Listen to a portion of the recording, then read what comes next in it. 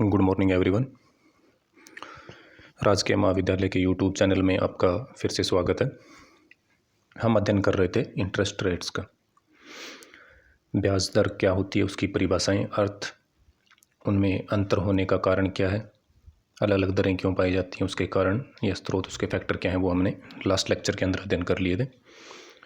फिर हमने देखा था कि ब्याज दरें कितने प्रकार की होती हैं। उसमें हमने दो टाइप्स देखे थे, प्रशासकीय और बाजार आधारित। आज हम ये जो दो प्रकार हैं ब्याज दरों के जो भारत में प्रचलित हैं, इन दोनों प्रकारों के अंदर कितने टाइप्स की रेट्स प्रचलित हैं भारत के अंदर, उनका अध्ययन करेंगे। ब्याज दरों का निर्धारण केंद्रीय बैंक द्वारा होता रहा है, उसके माध्यम से कमर्शियल बैंक उसको अप्लाई करते हैं। कुछ टाइम तक आरबीआई के पास ये अधिकार होता था। फिर वर्तमान की बात करें तो ये अधिकार कमर्शियल बैंकों को दे दिया गया कि वो ऊंचा वचन उसमें कर सकते हैं।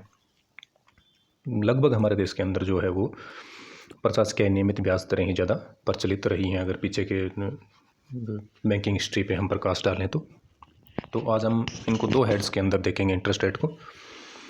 प्रशासकीय अथवा नियमित ब्याज दरें, दूसरा बाजार आधारित ब्याज दरें। तो हम स्टार्ट करते हैं आज का ट्यूटोरियल। पहला आपका इसके अंदर आता है प्रशासकीय नियमित ब्याज दरें। यानी एक तरह से ये क्या होती है, कंट्रोल्ड होती हैं एक अथॉरिटी के द्वारा, उसके द्वारा इसको अप्लाई किया जाता है। इसके अंदर आपकी पहली आती है बैंक जमाओं पर ब्याज दरें। बैंक जमाओं पर ब्याज दर वो दर होती है जिस पर व्यापारिक बैंक डिपॉजिट्स स्वीकार करते हैं, यानी rate of interest on bank deposits. तो ये दर भारतीय रिजर्व बैंक द्वारा निर्धारित होती है। हालांकि इसके निर्धारण के लिए व्यापारिक बैंकों को कुछ छूट दी जाती है, एक तरह से बेस वो बना देते हैं, उसके आधार पे कुछ अलग अलग रेट्स वो कम ज़्यादा करके जो कमर्शियल बैंक है वो कर सकते हैं। तो जैसे कि डाकघर, बचत बैंक आदि ब्याज दर का निर्धारण भारत सरकार द्वारा किया जाता है। लेकिन कुछ जमाएं ऐसे जो मार्केट में कमर्शियल बैंकों को अपनी स्कीम्स दी हुई हैं, उस पर कमर्शियल बैंक भी उसका निर्धारण करते हैं। तो भारत में जो जमाओं पर ब्याज दरों की संरचना है वो दो तरह से हम इसको समझ सकते हैं। एक तो मांग जमाओं पर ब्याज दरें और एक अवधि जमाओं पर ब्याज दरें। मांग जमाएं कौन सी होती हैं? जो कि कभी भी मांगी जा सकती हैं, उसमें कोई टाइम ड्यूरेशन फाइनल नहीं होता है, उनको बोला जाता है डिमांड डिपॉजिट्स। दूसरा होता है आपका अवधि जमाएं या टाइम डिपॉजिट्स, उसके ऊपर एक टाइम फाइनल होता है कितने टाइम तक ये जमा रखे जाएंगे। साधारण रूप से जो मांग जमाएं होती है उनके ऊपर ब्याज दरें कम और अवधि जमाओं पर ब्याज दरें साधारण रूप से देखने में बात करें तो तुलनात्मक रूप से थोड़ी ज़्यादा हमें देखने को मिलती है। यानी मांग जमाओं पर ब्याज दरें अवधि जमाओं की तुलना में कम होती हैं। अब जो जमाएं हैं उन ब्याज दरों का निर्धारण तरलता और लाभदायकता के आधार पर किया जाता है। कुछ चीज़ों में टैक्स को भी ध्यान में रखा जाता है, कुछ ऐसे स्कीम्स होते हैं जिसमें टैक्स बेनिफिट मिलता है, तो उनके आधार पर भी ब्याज दरों का फ़र्क पड़ जाता है। जैसे कि डाकघर बचत हो गया आपका, या किसान विकास पत्र वगैरह हो गए, तो कुछ ऐसी स्कीम्स भी होती हैं, तो उसका भी, या उनकी परिपक्वता अवधि क्या, उनमें जोखिम कैसी है, उनमें तरलता कैसी रहेगी, हमें बीच में पैसा निकालने की छूट है या नहीं है, तो ये इन सब के आधार पर इनकी रेट्स क्या होती हैं, फाइनल होती हैं। लेकिन ये कंट्रोल्ड होती हैं एक अथॉरिटी के द्वारा, और वो हमारा है केंद्रीय बैंक और कमर्शियल बैंक मिलकर इसको फाइनल करते हैं। वर्तमान में जो ब्याज दरें हैं वो धीरे धीरे क्या है, कम होने की प्रवृत्ति हमें इसमें देखने को मिल रही है। पहले जो इंटरेस्ट रेट होता था उसकी तुलना में काफ़ी सुविधापूर्वक लोन मिलने स्टार्ट हो गए। रिजर्व बैंक द्वारा व्यापारिक बैंकों को एक निर्धारित सीमा में क्या दिया गया, ऊंचा वचन करने की छूट प्रदान की गई है कि वो अपने एक बेस रेट को फाइनल कर देते हैं, उसके बाद में कुछ अपने हिसाब से वो एडजस्टमेंट कर सकते हैं। तभी तो हम ये देख रहे हैं कि वर्तमान में जो बैंकों में प्रतिस्पर्धा है तो थोड़ा बहुत परसेंटेज माइनर एक बैंक से दूसरे बैंक वेरी करता है। तो केंद्रीय बैंक द्वारा व्यापारिक बैंकों को जो है इनका निर्धारण करने की छूट दी गई है। भारत में जो जमाओं पर ब्याज दर है वो प्रशासकीय ब्याज दर के रूप में निर्धारित होती है और एक निश्चित सीमा में क्या कर सकते हैं, ऊंचा वचन कर सकते हैं। कौन कर सकते हैं? आपके कमर्शियल बैंक एक लिमिटेड उसमें ऊंचा वचन कर सकते हैं। ऐसे नहीं कि जो आरबीआई ने फाइनल किया उससे भी कम पे कर देंगे, उनके लिए पॉसिबल ही नहीं होगा।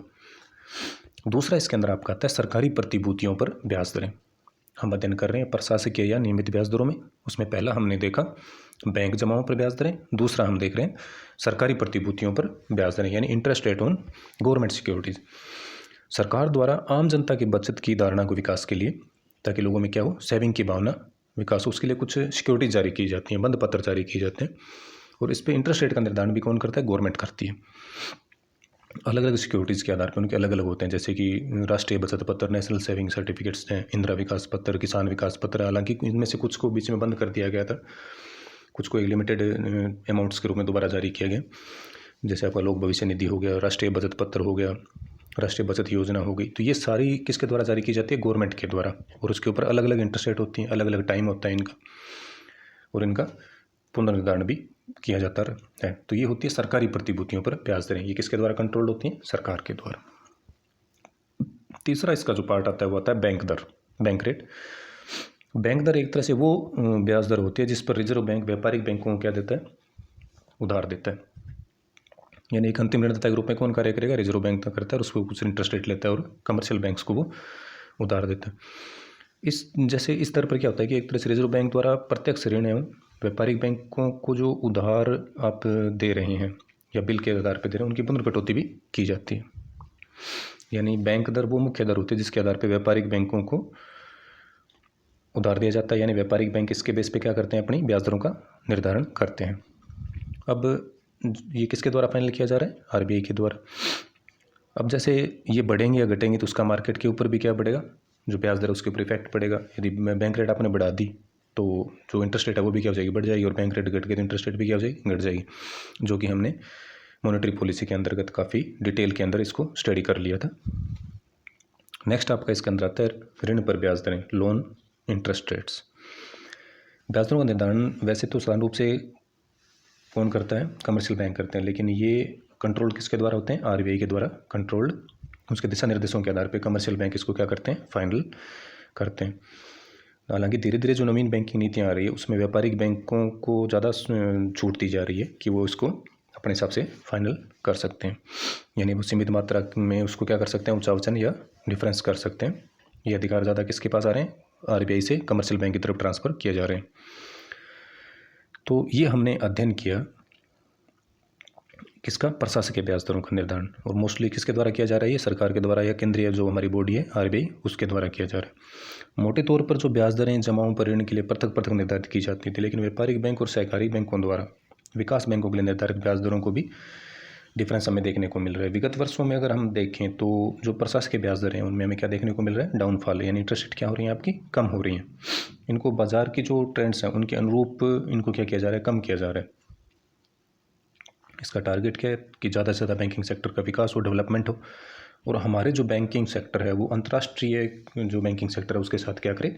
कदम से कदम चला के चले। यानी अंतर्राष्ट्रीय ब्याज दरें अगर कम हो रही है तो हमें भी उसको क्या करना पड़ता है? कम करना पड़ता है ताकि डेवलपमेंट बढ़े। अब जो प्रशासकीय ब्याज दरें हमने अध्ययन किए हैं, इसके ड्रॉबैक्स क्या हैं? ड्रॉबैक्स ये हैं कि एक तो इनमें क्या है कि ब्याज दर जो सेविंग्स की हैं वो काफ़ी कम है। हालांकि पहले तो फिर भी ठीक होती थी, लेकिन पीछे वाले सालों में देखें तो ये इंटरेस्ट रेट काफ़ी कम कर दी गई, मोस्टली सेविंग्स जो है उसके ऊपर। तो जो लोगों का सेविंग की तरफ जो आकर्षण है वो कम होता जा रहा है। दूसरा इसका लूज पॉइंट क्या है कि विभेदात्मक ब्याज दरें हैं। तो जो कमज़ोर वर्ग या गरीब वर्ग है उसको उतना नॉलेज भी नहीं होता है और वो उसमें क्या करता है? शोषण का शिकार हो जाता है। जमाओं पर जो ब्याज दरें हैं वो क्या विवेक संगत नहीं है। यानी कुछ ऐसी स्कीम्स हैं जिसमें आप अगर 3 साल के लिए जमा कराते हो तो भी आपको वो इंटरेस्ट रेट मिल रही है, 7 साल के लिए करवा रहे हो तो भी वही मिल रही है। तो एक जो जमा करता है उसका लंबी अवधियों के जमा के लिए आकर्षण नहीं बचता है। तो उसमें कुछ सुधार की ज़रूरत है ताकि सेविंग्स का जो नेचर है वो बना रहे और जब आर्थिक मंदी आए तो हम उसको फाइट कर सकें। तो ये इसके क्या हैं? ड्रॉबैक्स हैं जिसमें सुधार, हालांकि सुधार इसमें बैंकिंग सेक्टर के जो अमेंडमेंट्स आ रहे हैं उसके द्वारा नियमित रूप से किया जाता रहा है। तो ये थी आपकी प्रशासकीय या नियमित ब्याज दरें। उसके अंदर हमने देखा बैंक जमाओं पर ब्याज दरें, सरकारी प्रतिभूतियों पर ब्याज दरें, बैंक दर और ऋण ब्याज दरें। अब हम अध्ययन करते हैं बाजार आधारित जो ब्याज दरें हैं उसका। दूसरा पार्ट इसका है बाजार आधारित ब्याज दरें। बाजार आधारित ब्याज दर कौन सी होती है? कि जब जो ब्याज दर का निर्धारण वो किससे हो रहा है? पूंजी की मांग या पूर्ति की आपसी शक्तियों के द्वारा निर्धारण हो रहा है। तो उसको क्या कहते हैं? हम बाजार आधारित ब्याज दरें कहते हैं। यानी बाजार आधारित ब्याज दरें होती है वो ऐसी ब्याज दरें होती है जो बाजार के उच्चावचन के अनुरूप क्या होती हैं? परिवर्तित होती रहती हैं। यानी ये किसी केंद्रीय बॉडी के अधिकृत न होकर मांग और पूर्ति की शक्तियों द्वारा क्या होती हैं? निर्धारित होती हैं। इसमें पहला आपका आता है अंतर बैंक याचना ब्याज दरें, inter bank call money interest rate. ये क्या होता है कि एक तरह से एक बैंक दूसरे बैंक का फंड का ट्रांसफ़र करता है। और आपस में जब एक दूसरे को जिसको आवश्यकता है उसको दिया जाता है और जिसके पास पड़ा है वो देता है, तो ये कुछ रेट्स फाइनल कर लेते हैं, उसके आधार पर एक दूसरे की कोर्स की पूर्ति करते हैं। तो ये क्या कहलाती हैं आपकी inter bank call money interest rate कहलाती हैं। यानी व्यापारिक बैंक एक दूसरे के चेकों का संग्रहण करते हैं और उसके बदले आवश्यकता पड़ने पर धनराशि उसको ट्रांसफ़र कर देते हैं, और इस पर जो ब्याज रेट फाइनल करते हैं उसको क्या कहा जाता है, inter bank call money interest rate बोला जाता है। ये एक तरह से शॉर्ट टाइम के लिए ज़्यादा अप्लाई होती हैं। दूसरा इसका अंदर आपका आता है निर्गमित प्रतिभूतियों पर ब्याज दरें, interest rate on corporate securities. यानी जो संयुक्त पूंजी कंपनी होती है, कोई निगम है, तो ये क्या करती हैं, प्रतिभूतियाँ जारी करती हैं मांग और पूर्ति के आधार पे, जिनका जो इंटरेस्ट रेट है वो फाइनल होती हैं। ये एक तरह से ब्याज दर मतलब खुले रूप में बाजार में गतिविधियों पर निर्भर करती है। अब इनका इंटरेस्ट रेट कैसी रहेंगी, तो ये जो मोस्टली डिपेंड करती हैं वो मांग और पूर्ति की कंडीशंस के आधार पर होती है कि इनकी डिमांड बाजार में कितनी है। डिमांड बढ़ेगी तो इनकी इंटरेस्ट रेट बढ़ जाएगी, डिमांड नहीं है तो इंटरेस्ट रेट कम रहती है। तीसरा आपका इसके अंदर आता है व्यवसायिक साख पर ब्याज दरें, interest rate on trade creditors. यानी जो बिजनेस वर्ग जो होता है वो एक दूसरे को धन उधार देते हैं वित्तीय आवश्यकताओं की पूर्ति के लिए, तो उस पर जो वो रेट्स वगैरह अप्लाई करते हैं उसको बोला जाता है व्यवसायिक साख पर ब्याज दरें। यानी व्यवसायिक जगत के कोषों के ट्रांसफ़र के लिए आपस में, तो ये पहले ही टाइम से भी चला आ रहा है। अगर हम देशी साहूकार उसकी बात करें तो उसका ही एक सुधरा हुआ रूप ये है। ये ब्याज दर व्यावसायिक गतिविधियों पर निर्भर करती है कि बिजनेस बूम में चल रहा है या मंदी चल रही है, तो उस कंडीशंस के आधार पर मोस्टली इसकी क्या होती हैं, कंडीशंस फाइनल होती हैं। और जैसे बिजनेस में सेक्टर में बूम है, इसकी डिमांड ज़्यादा है, तो इनकी रेट्स क्या हो जाती हैं, थोड़ी ऊंची हो जाती हैं, अदरवाइज कम रहती हैं। सेकंड लास्ट इसका जो है वो है अनिर्गमित क्षेत्र की प्रतिभूतियों पर ब्याज दरें, interest rate in the non corporate sector.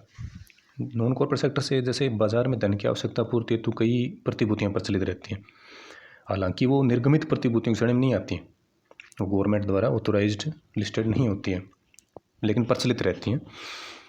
एक तरह से हम इसको असंगठित कह सकते हैं, जैसे कि हुंडी हो गया, विनिमय हो, बिल हो गए, आपके प्रतिज्ञा पत्र हो गए, आपस में जो आप एक दूसरे की आवश्यकताओं के लिए लिखते हैं। ये प्रतिभूतियाँ व्यावसायिक वर्ग द्वारा एक दूसरे के सहायतार्थ लिखी जाती हैं।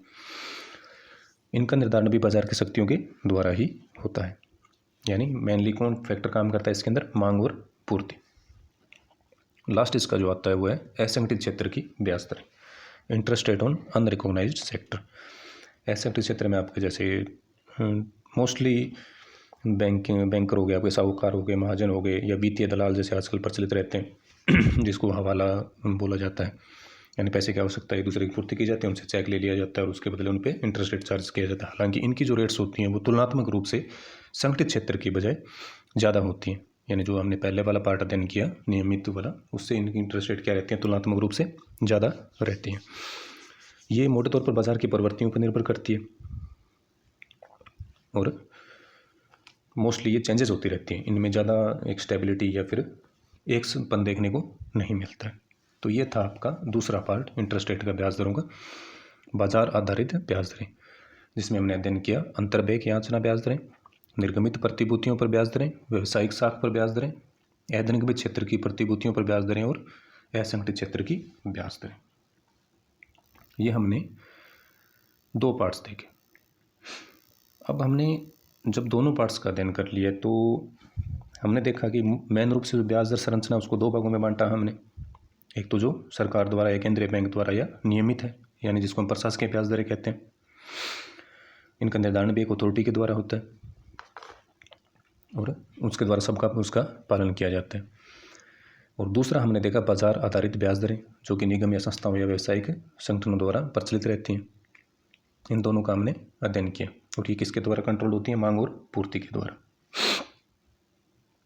भारत में जो प्रशासकीय ब्याज दरें हैं और जो बाजार आधारित जो दरें हैं, उनमें दोनों में समानता लाने का प्रयास किया जा रहा है। एक कोशिश की जा रही है कि एक बैंकिंग सेक्टर ऐसा विकसित हो जाए जो पूरे देश में सेम हो, और ताकि इसको ऐसा बना के फिर हम इसको वैश्विक अर्थव्यवस्था के साथ भी जोड़ सकें। यानी जो इंटरनेशनल इंटरेस्ट रेट चल रही है हम उसके अनुरूप लाने का इसको क्या कर रहे हैं, प्रयास कर रहे हैं। और यही कारण है कि धीरे धीरे जो इंटरेस्ट रेट हैं वो अपने गिरने की प्रवृत्ति हमें देखने को मिल रही है, क्योंकि जो जब हम अंतर्राष्ट्रीय स्तर पर बात करते हैं तो हमारी तुलना में वहाँ पे इंटरेस्ट रेट बहुत कम है, तो ये धीरे धीरे प्रयास करके इसको सेम रूप दोनों को करने का किया जा रहा है। Thank you.